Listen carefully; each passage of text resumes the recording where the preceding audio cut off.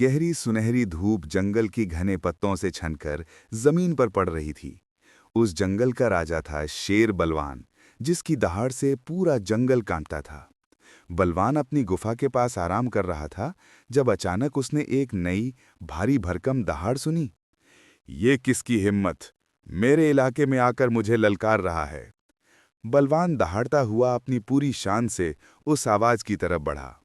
सामने एक विशाल और शानदार बाघ, जिसका नाम था चीता, अपनी पूरी ताकत में खड़ा था। चीता पास के पहाड़ों से आया था और जंगल के नए राजा बनने का सपना देख रहा था। चीता ने दहाड़कर कहा, ओ जंगल के बुजुर्ग राजा, अब तुम्हारा समय गया।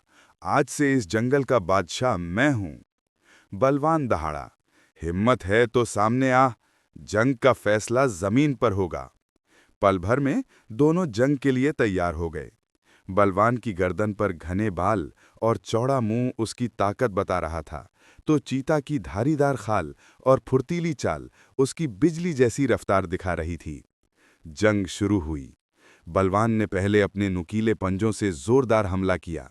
चीता फुर्ती से बच गया और अपनी पूरी ताकत से बलवान की पीठ पर पलटवार किया।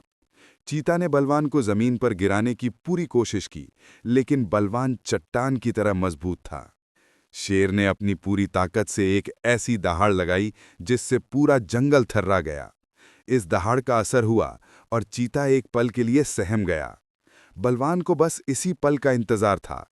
उसने बिजली की रफ्तार से चीता की गर्दन को अपने मजबूत जबड़ों में कस लिया। चीता दर्द से कराह उठा। उसने आखिरी ताकत लगाई और बलवान को दूर धकेल दिया। लेकिन अब तक बहुत देर हो चुकी थी। बलवान के जबड़ों की पकड़ ने चीता को बुरी तरह घायल कर दिया था। हार मानकर चीता ने अपना सिर झुका लिया।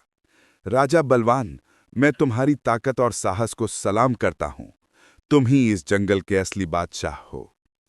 बलवान ने जोर से दहाड़ लगाई, जो जीत की दहाड़ थी।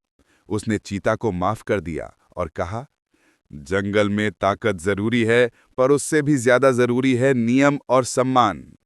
चीता वापस पहाड़ों की तरफ चला गया और शेर बलवान की बादशाहत कायम रही।